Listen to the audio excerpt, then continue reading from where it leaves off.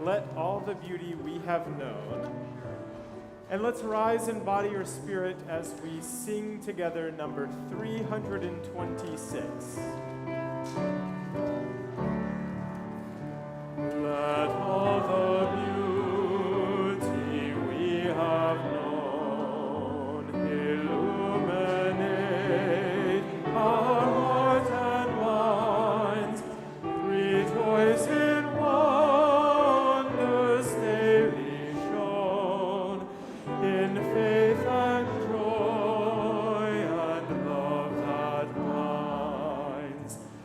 We celebrate with singing hearts the loveliness of sky and earth, the inspiration of the arts, the miracle of every birth. Life's music and its poetry surround and bless us through our days. For these we sing in harmony, together giving thanks and praise.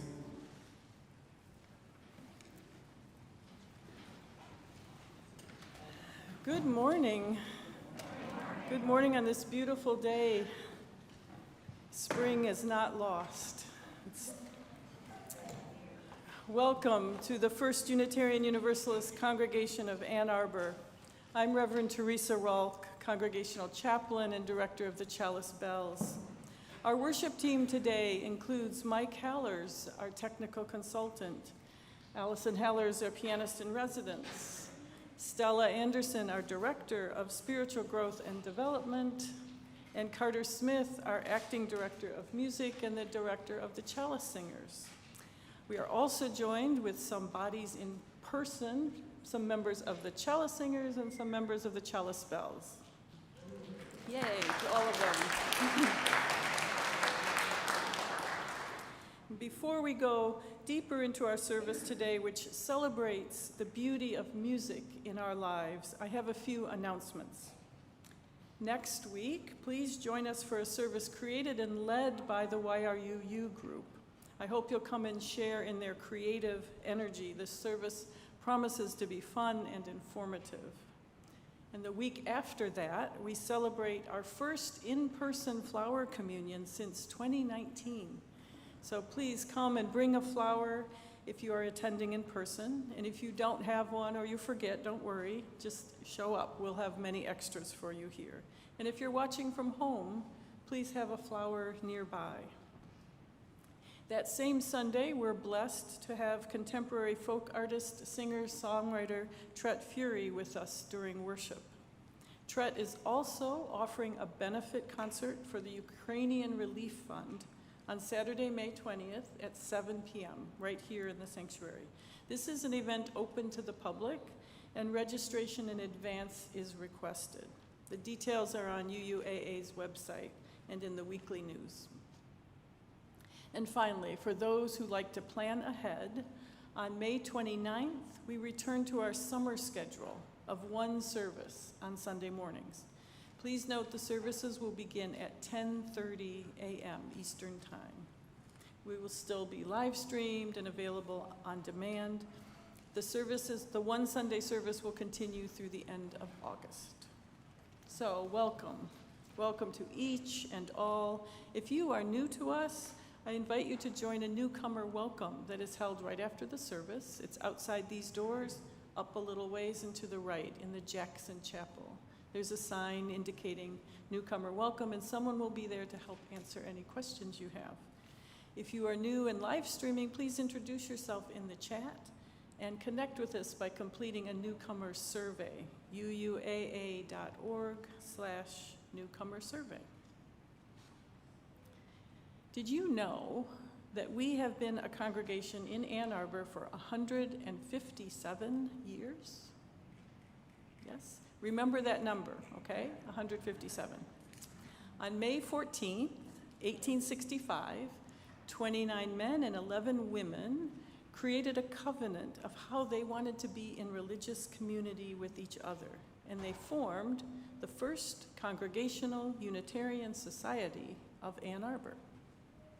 So don't you think we should sing Happy Birthday to us? Yes? Okay, but you have to sing the whole thing. Happy birthday to First Unitarian Universalist Congregation of Ann Arbor. Okay? Carter and Allison, can you help us with this?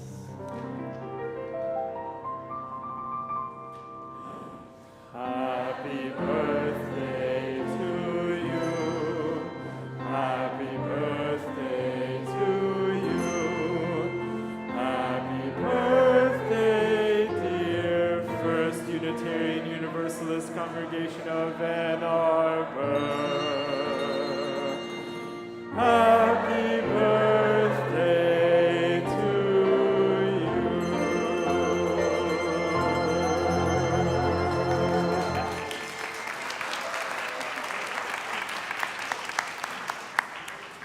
Thank you. Thank you. And now, as we move deeper into the worship hour, I offer a poem appropriate for this day designated as Mother's Day. It was written several years ago by Linda Susan Ulrich. For all the mothers.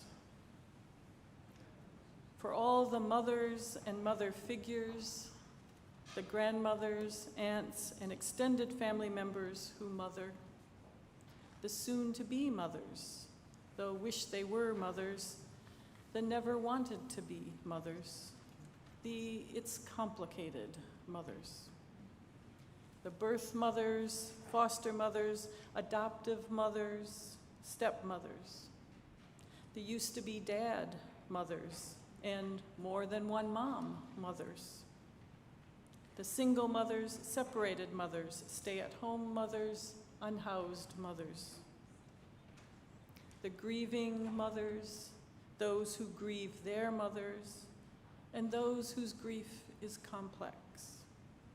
For all the communities that mother, and for all who depend on the great mother, you are held and beloved.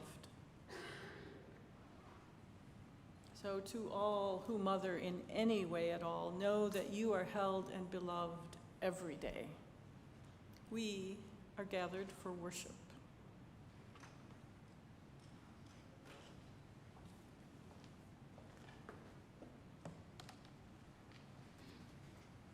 Good morning. As we move deeper into our shared time together, let us turn to our chalice lighting. Each week we begin our time together by lighting a chalice, which reminds us of our connections to one another, whether physically here in this space, virtually on our live stream, or at a later day or time. This act of lighting a chalice connects us with the broader community of Unitarian Universalists across the world. The flame of our chalice represents the spark of love, wisdom, and hope that resides within each of our hearts.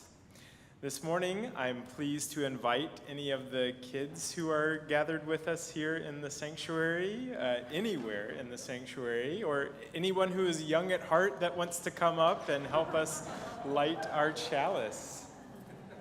And for those joining virtually, I invite you to take this moment to grab your chalice or a candle and light it along with us here. Then please feel free to add a message into the live chat saying that you have lit your chalice. Hand me that bag, and I'll get that out. Let us now join together in saying the familiar words of our chalice lighting. We light this chalice for the light of truth. We light this chalice for the warmth of love. We light this chalice for the energy of action. We light this chalice for the harmony of peace. Thank you all so much.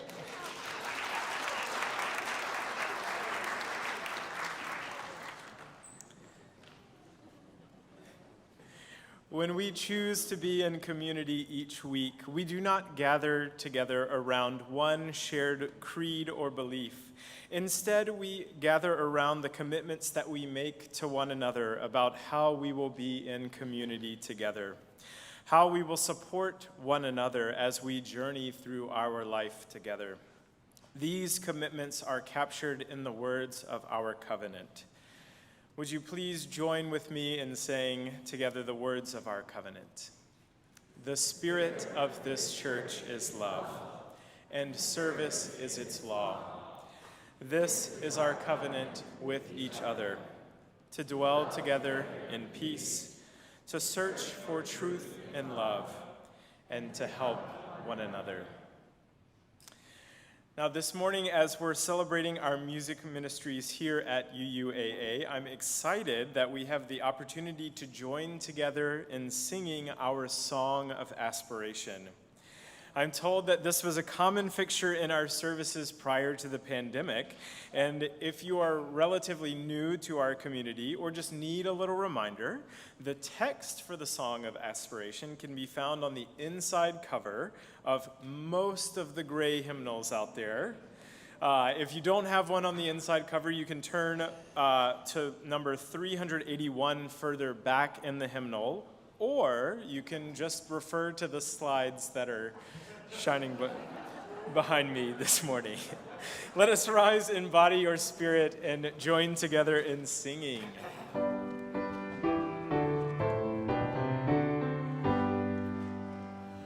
From all that dwell below the skies, let songs of hope and trust arise. Let peace, goodwill on earth be sung through every land, by every tongue. Thank you so much.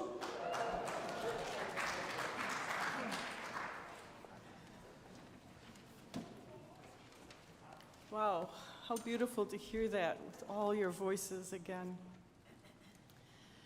One of the privileges I have as your minister is to witness new members signing the book.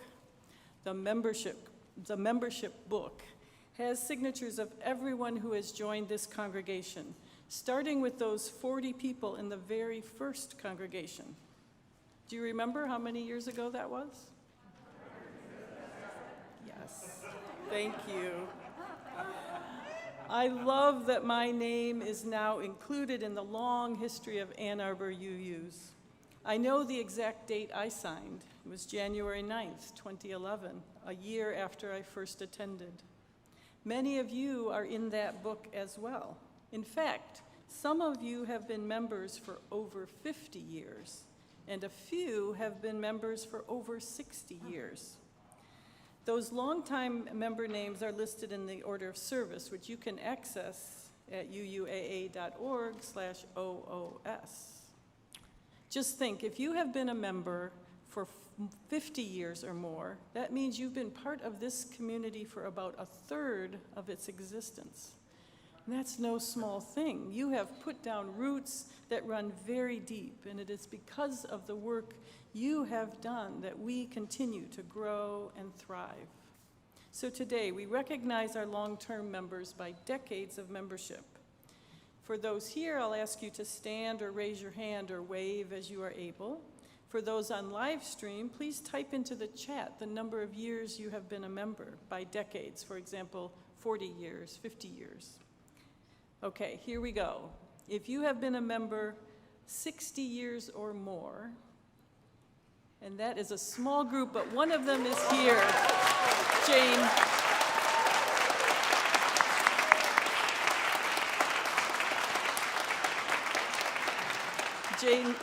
Jane Ferguson, one of our small group of 60-year or more members. Groups from 50 to 59 years. If you're here, stand. 50 to 59? No? 40 to 49? Are you all doing the math? Yeah.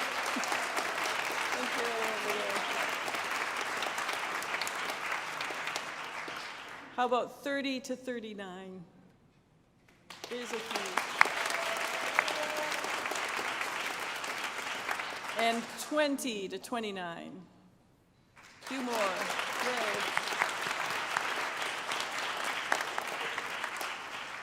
To all of you, longtime members, you are the foundation of this current community. We have learned and continue to learn from your wisdom. So we celebrate you and thank you for your commitment to UUAA.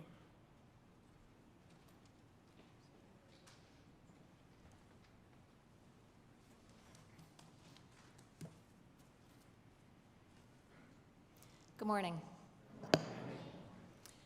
Our story today is one of my family's favorites, and I imagine some of you might know it too. It tells the tale of a clumsy giraffe named Gerald who struggles to find his footing until he finds the right notes. Giraffes Can't Dance by Giles, Andreae, illustrated by Guy Parker Reese.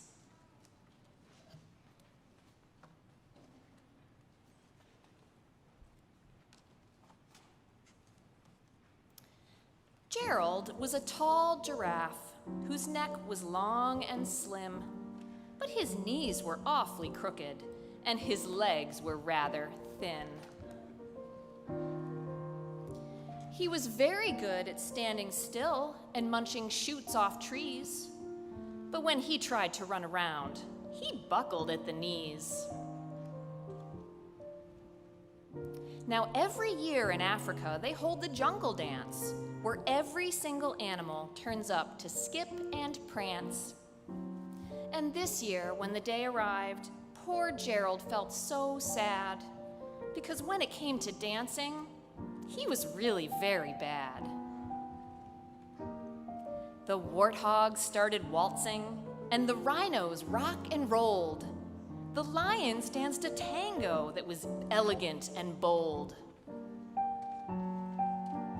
The chimps all did a cha-cha with a very Latin feel.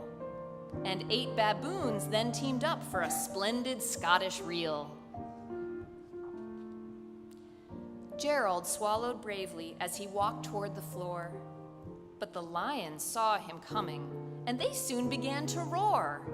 "Hey, look at clumsy Gerald," the animals all sneered.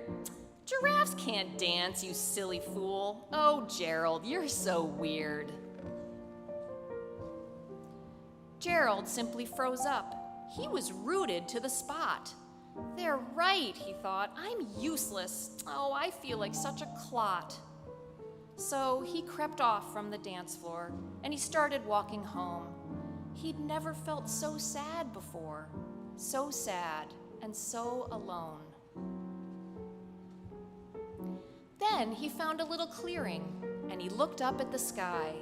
"The moon can be so beautiful," he whispered with a sigh.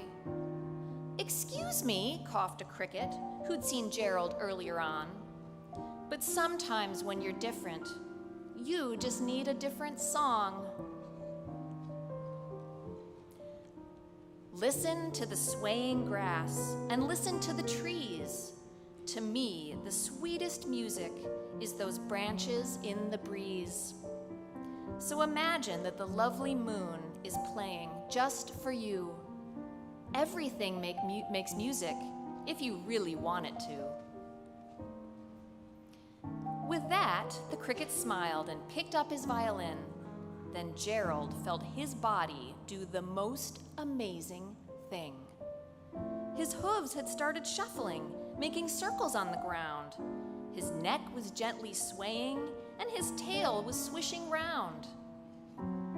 He threw his legs out sideways, and he swung them everywhere. Then he did a backward somersault and leapt up in the air. Gerald felt so wonderful. His mouth was open wide. "I am dancing. Yes, I'm dancing. I am dancing," Gerald cried. Then one by one, each animal who'd been there at the dance arrived while Gerald boogied on and watched him, quite entranced. They shouted, "It's a miracle! We must be in a dream! Gerald's the best dancer that we've ever seen!"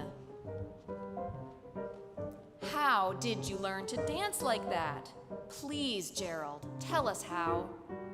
But Gerald simply twirled around and finished with a bow.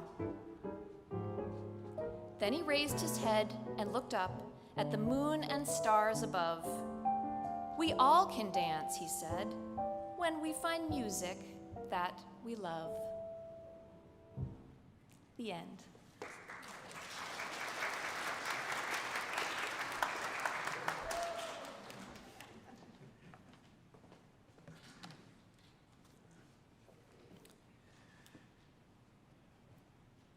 When I was a child, I can remember riding with my brother in the back seat of my parents' car as we made the long trip from Baton Rouge, Louisiana, where we lived, to Tupelo, Mississippi, to visit my grandparents several times a year for holidays or special occasions.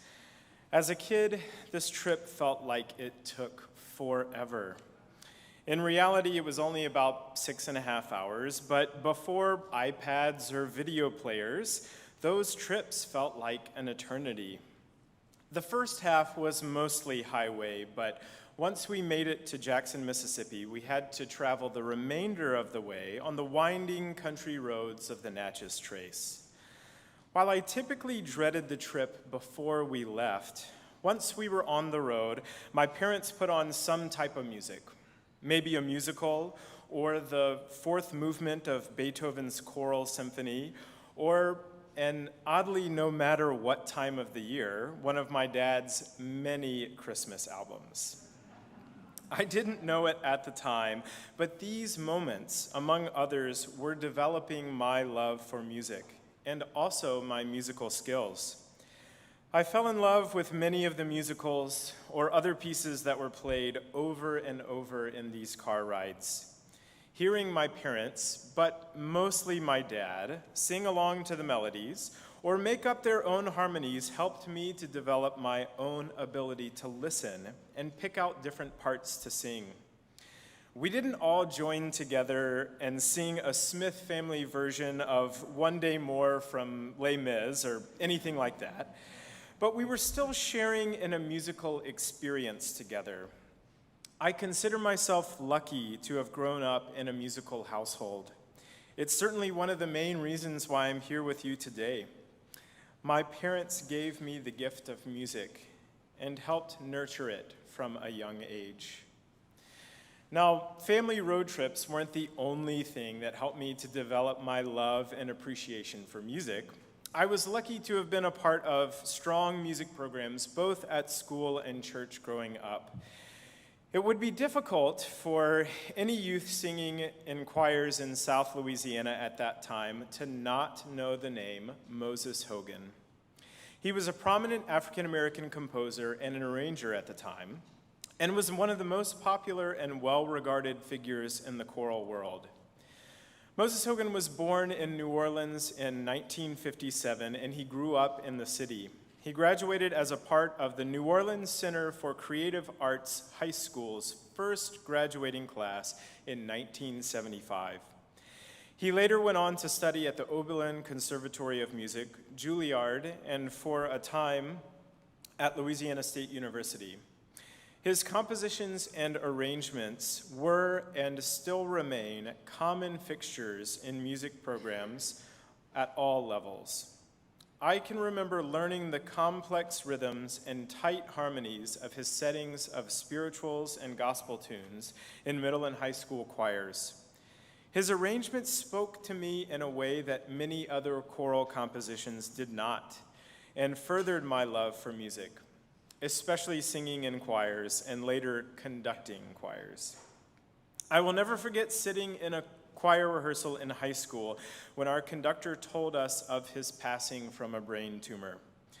We were rehearsing his arrangement of the spiritual Elijah Rock, and I can remember feeling a tremendous sense of sadness that his life was cut short. While I was devastated to hear of his passing, his music lives on and continues to inspire generations of choral musicians. He gave us the gift of his music. Over the past several months, I've had the opportunity to engage in some self-reflection and spiritual journeying as a part of my position here at UUAA, and also because I'm in the final stages of my doctoral studies in choral conducting. Through this wondering and reflection, I've come to realize that there have been many points over the past few years that I have lost the love and passion for music that helped me make the decision to pursue it as a career so many years ago. I can be fairly cerebral when preparing scores to conduct or practicing voice, and there are many times when I focus too much on the mechanics of the music rather than my emotional connection to it. There have been times when I've relied too much on the head to lead and have lost a bit of the heart. When I allow myself to engage emotionally to a piece of music, I am able to bring my authentic self to that piece. When I remind myself of the love and inspiration that has been cultivated by my parents and mentors, I'm able to be a better musician and a better educator. As children, there are many parts of us that are alive and shining. And as we get older, we might lose a bit of that shine because of the stresses or difficulties of life or the challenges of adulthood. But those parts are always there. We might just need a little or maybe a lot of help finding them from time to time. I know that UUAA has helped me find those parts of myself. UUAA has given me the gift of reconnecting to my love of music. I'm so happy this morning that we are able to have a small ensemble made up of members of our Chalice singers to sing a piece that is near to my heart, This Little Light of Mine, arranged by Moses Hogan.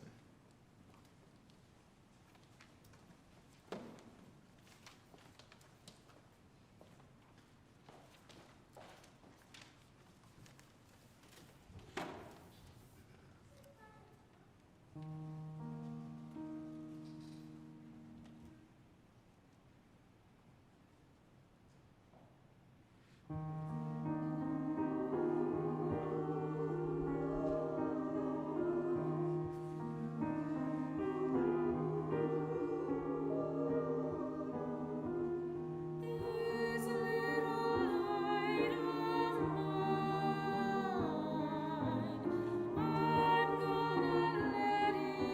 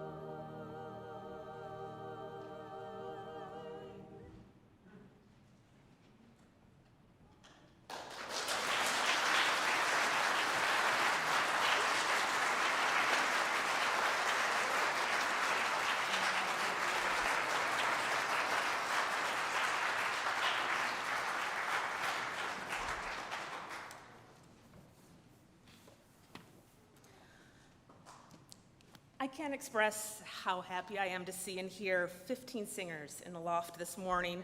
One more step towards having all of them back in person, filling the loft and more. So, how do you personally feel after listening to that piece? Think about it. What collective energy do you feel in that room, in this room, right now?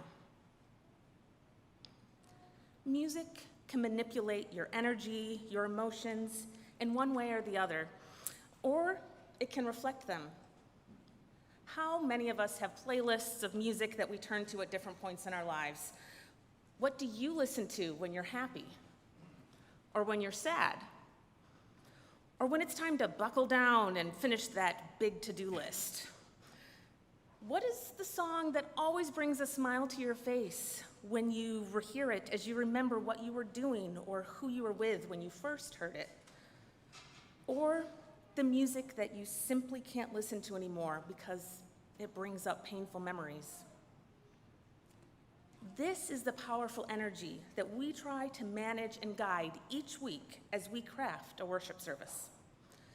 The worship team starts with the planning process with a topic, a word or phrase, radical welcome, mindfulness, humanism, beauty, and a question. What does that mean to each of us? During the ensuing conversations, ideas bubble up around the table from different team members, concepts surrounding and expanding upon the initial topic until someone feels called to take the lead for that Sunday. Bit by bit, we fill in the necessary slots. Stella, can you lead the welcome this week? Theresa, can you do the invitation to the offering? Stories and readings are selected, meditations are planned, and reflection topics are fleshed out, all in beautiful collaboration with each other. And from the very beginning of these conversations, the music team is thinking and asking questions about how we want to weave music into the very fabric of the service. Is this the right place for a solo piece, a choir piece, or a time for the entire congregation to sing? Music is not an afterthought to the process, but an integral part of the creation of each service. When I'm personally selecting music for a service, I am full of questions and want as much information as I can get about the elements surrounding it. What is the text of the reading preceding my segment, and who is reading it? What will the energy in the room be as I start the piece? What energy do we want to have at the end? The music I play is not a performance. Rather, it is in service of this beautiful experience that we create together each Sunday. Think of it as a soundtrack. Just as the soundtrack of a movie supports the mood of the scene, my music supports the energy in the service at that particular time. If I'm underscoring the story, I read the book and look closely at the illustrations.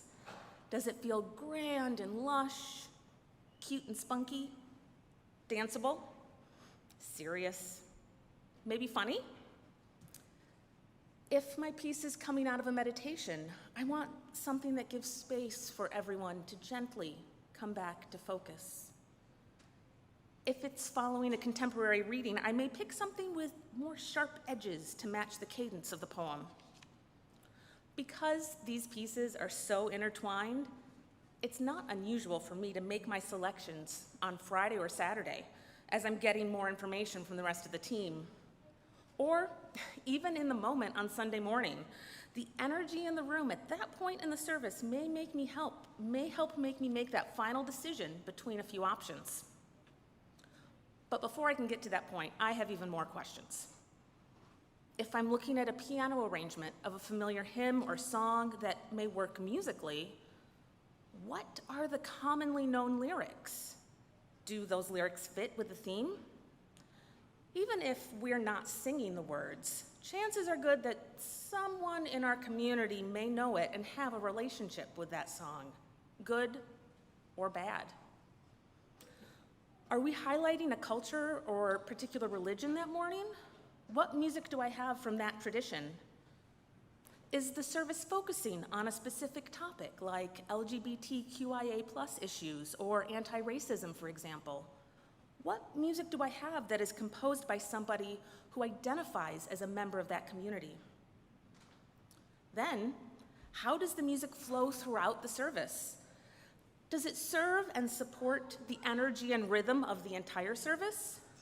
From the opening hymn through the offertory to the closing hymn and as we leave, what musical threads can we weave in from the beginning to the end? Or even, what musical threads can we tie in from one week to the next? How can I work in that one tiny idea that Carter or Manish or any worship team member had mentioned in one of our meetings that just jumped out and caught my attention? And finally, there's that intangible piece. What simply feels right to me? What piece am I intuitively drawn to this week? The one that brings up the right energy and emotions for me.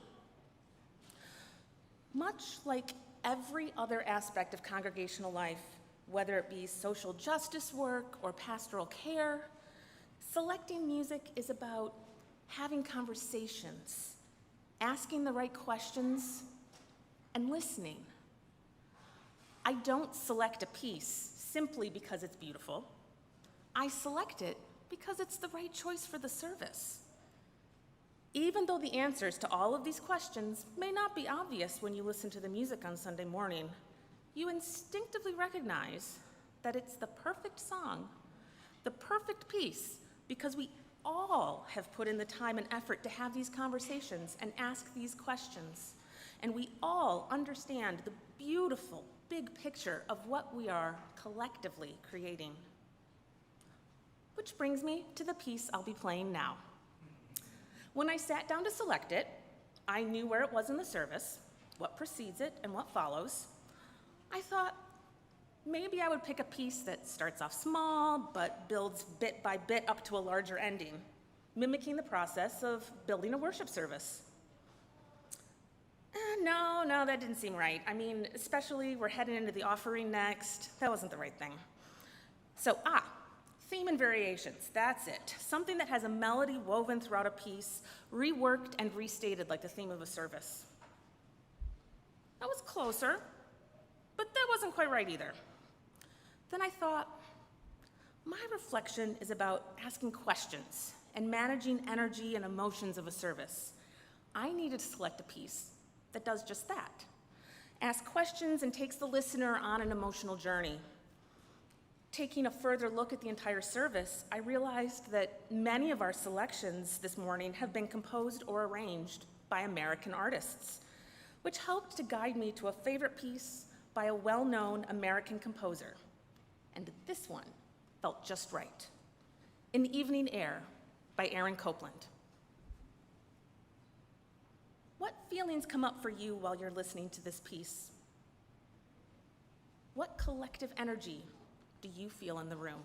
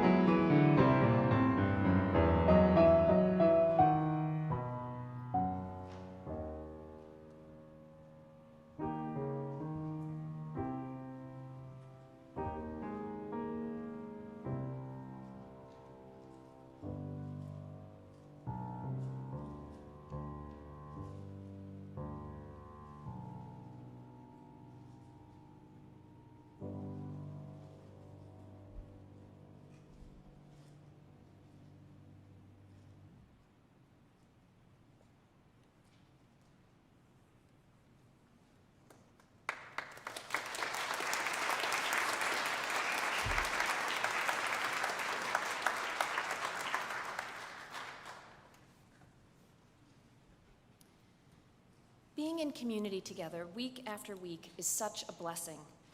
It demonstrates our commitment to each other and to the causes we care about, that we choose to be here freely and with open hearts.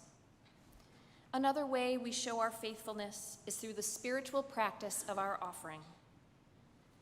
Sometimes it feels like the world around us is coming apart at the seams. We all experience feelings of hopelessness and fear. But then we bear witness to the overwhelming generosity of the people sitting in this room and watching from home, week after week, and our spirits are once again filled with hope. It is truly a beautiful thing to behold. There are many ways to give. As our ushers begin to pass the baskets, we welcome you to drop in cash or checks. If you'd prefer a digital option, you can text UUAA to 73256, or you can go to uuaa.org/giving. However you give, thank you for your generosity and for your commitment to building a brighter future.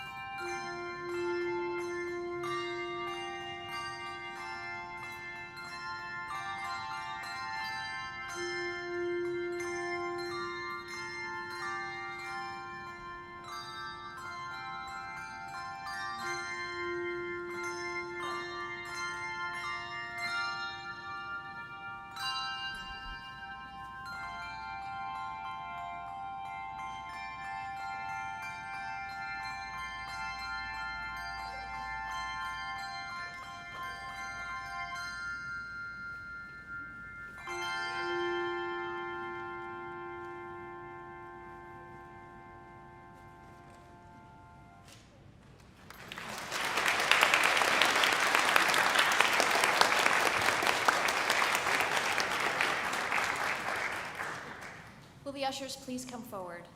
As they do, I invite you to rise in body or spirit, wherever you may be, and say with me the words of dedication.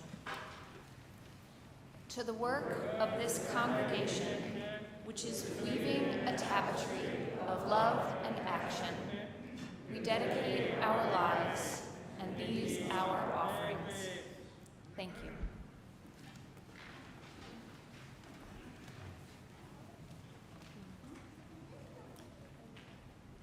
Imagine for a moment something that you consider to be beautiful. When I asked myself this last night, the first images that came to mind were from nature. The vase of tulips on my table, a pine cone, a leaf unfolding from one of the houseplants I have. And then many other images came to mind, a beautiful new baby, a face, bodies, fabric, shoes. Now imagine for a moment a beautiful musical sound. What is that for you? As I was preparing for this Sunday, the wind chimes outside of my front door were sounding continuously with the spring breeze. They're tuned to a Japanese scale. I find them very pleasing, indeed beautiful. But for someone else, they may sound discordant or annoying. We each understand and know what is beautiful to us. We know that it is not always a shared understanding. Like so many other things in life, we can learn to find beauty in places we didn't see it before. We can learn to understand why someone else's definition of beauty is different from our own, and respect that. We can learn to hold multiple truths. We can expand our own understanding of beauty and welcome more and more versions of it. In this culture, we are exposed to advertising and images that dictate and teach from very early ages what is beautiful, what color skin, what shape of body, what kind of hair. So all the more reason for us to open ourselves to different understandings of beauty and to actively lift up images, voices, music, readings that are not what we have grown up with and feel most comfortable with, especially for those of us who are members of the white majority culture. I often need to remind myself, and so I offer this to you as well in case it's helpful, that beauty should not be equated with perfection. This is another hard one to let go of, as images of perfect skin, perfect weight, perfect hairstyles are pervasive. But let's think now more about beauty in the context of music, and more specifically music here at UUAA. Today, already we've heard two small ensembles, one singing an arrangement of This Little Light of Mine, and the other playing an arrangement of the tune we know as Blue Boat Home. We've heard the piano accompany a story and as a solo piece, and we've heard ourselves singing the opening hymn and a song of aspiration. I would say the music was beautiful. Was it perfect in the technical sense? Maybe not. In fact, as the director of one of these ensembles, I know for certain we did not play perfectly. But even if we had, that alone is not enough to make the sound beautiful. I would say the beauty of the music we consistently offer in worship at UUAA comes from the commitment to making music in community, from understanding perfection is not a goal, nor is what we do here a performance. I wish each of you could experience the sense of community I feel when I sing with the Chalice singers or when I play with the Chalice bells. This experience doesn't just happen. We, all who are involved, work at it. We are guided towards spiritual growth by our leaders. We begin rehearsals with the chalice lighting, and we spend time at the end of rehearsals reflecting. The beauty also comes from understanding that the groups are made up of individual, beautiful human beings. 12 years ago, maybe it was my third month of experience singing in the choir here, the director said to the choir, "If you want to sing something beautifully, you must first believe that you are beautiful." He was quoting the well-known choral music conductor James Jordan, and I felt like that statement was spoken directly to me at a moment in my life when I didn't feel particularly filled with inner beauty. And perhaps that moment was the start of a shift of how I perceived myself, not only as a musician, but as a human being. Of course, I went to find the book the quote was from. It's called The Musician's Spirit, Connecting to Others Through Story. And let me read to you a little bit from the passage with that quote. The author, James Jordan, describes how he's rehearsing a group of high school students on a very challenging piece by Stravinsky. They seem to have technically mastered the first and second movements of the piece. And he says, quote, "The choir sang all the right notes and had the proper rhythm concepts in place. The music at this point should have sung, but it didn't. To my ears, the pitches and rhythm were all correct, but the sound was hollow, almost vapid. I stopped the choir and I wanted to share some type of story. Out of my mouth came the following statement: if you want to sing something beautifully, you must first believe that you are beautiful." He goes on to say that there was deep silence in the room, and he repeated the phrase, and the room remained completely quiet. And then he says, quote, "I talked with them about the importance of self-love, not only for a musician, but its role in life in general. After that, we sang the passage again, and it was unbelievably beautiful. After the rehearsal, about 60 students were waiting to talk to me. All thanked me for what I had said. Many had a remark that frightened me. I never thought of myself as a beautiful person. These students were growing up in a world that was making incredible demands upon them. The fashion-conscious, body-conscious eras we are living through have contributed to this terrible self-image syndrome. Many students confided in me that they had considered taking their own lives. Depression and worthlessness pervaded their eyes. At the rehearsal the next day, I talked about the relationship between inner beauty and how music reflects how we love ourselves. For there to be love in the sound, we must love ourselves. We need to teach more about loving ourselves because, after all, isn't music about love and beauty in sound?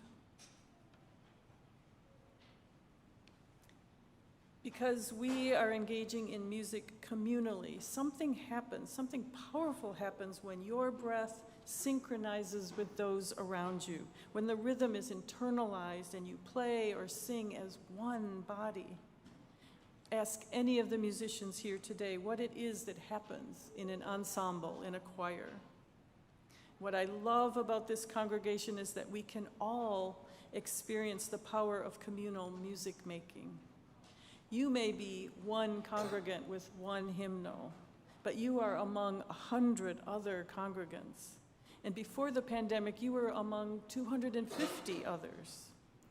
Whether you believe you can sing or not, whether you choose to sing or not, you are still surrounded by music and experience love, beauty, and the power of community. Perhaps you are skeptical that this idea of love and beauty can make a difference in how we sound. James Jordan asked his students, "What is the sound of love in a choral sound?" I think we can hear the answer to that right now. If you would, please, rise in body and spirit and sing with me hymn 1064, Blue Boat Home.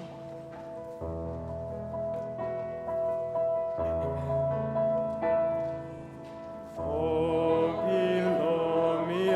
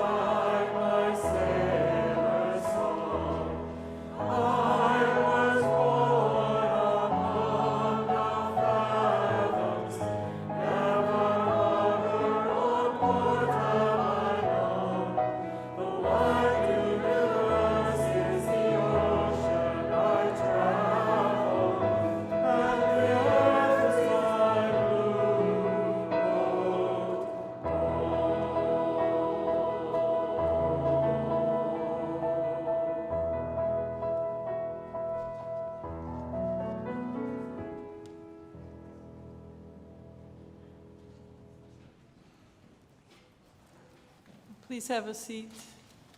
And oh my, that was beautiful. We've spent quite a bit of the past hour surrounded by a lot of sound, voices, singing and speaking, piano and bells. But do you know what helps us make sense of all that sound? It's the silences, the quiet spaces between notes and words. So let's take just a few moments now with the help of some handbell players to intentionally listen to the silence, to the space in between the musical pitches. Listen to the sound you will hear and stay with it as it fades away, and then stay with it even longer into the silence. What do you hear after the audible sound is gone? What is the universe saying to you right now? We'll do this 3 times. So if you're ready, just settle for a moment. Maybe close your eyes if you want to. Robert, will you help us with the first pitch? Okay.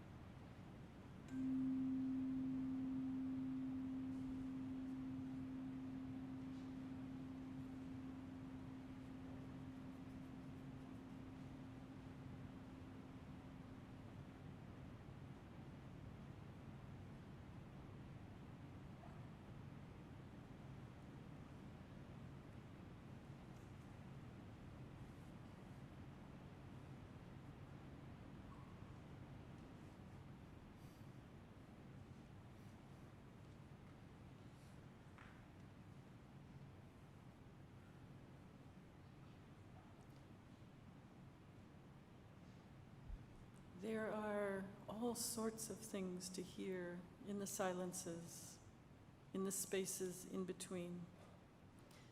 After the next anthem by the Chalice singers, when the music stops, take a moment and listen into that silence that follows.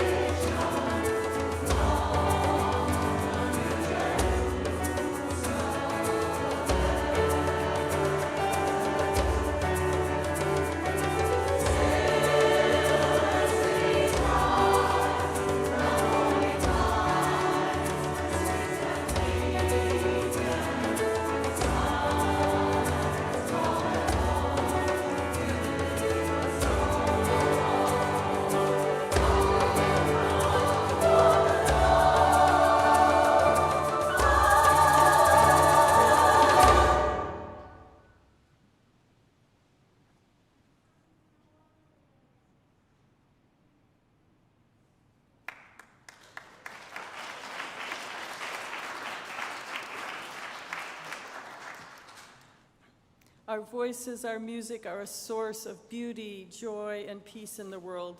They can also summon us to action, to do good in the world, to bring more beauty into a broken world, to bring hope.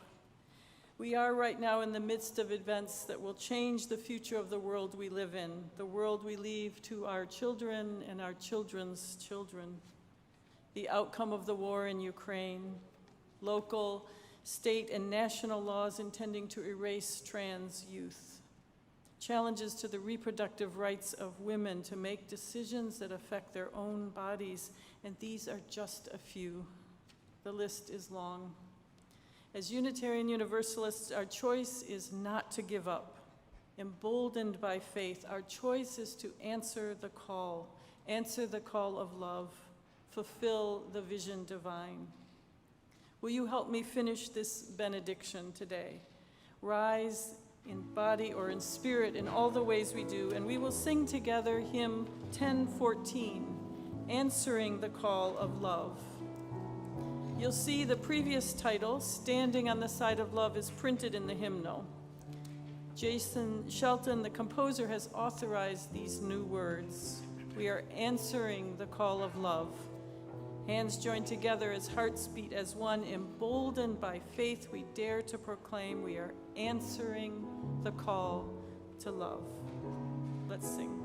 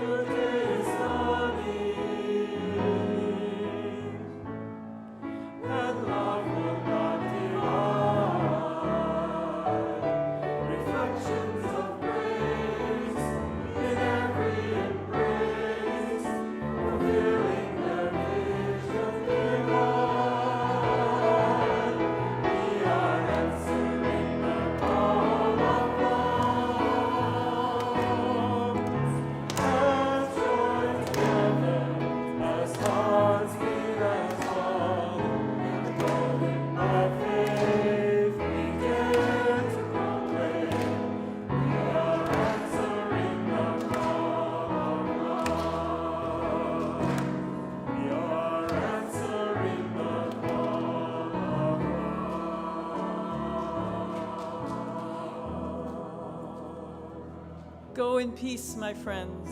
Answer the call of love.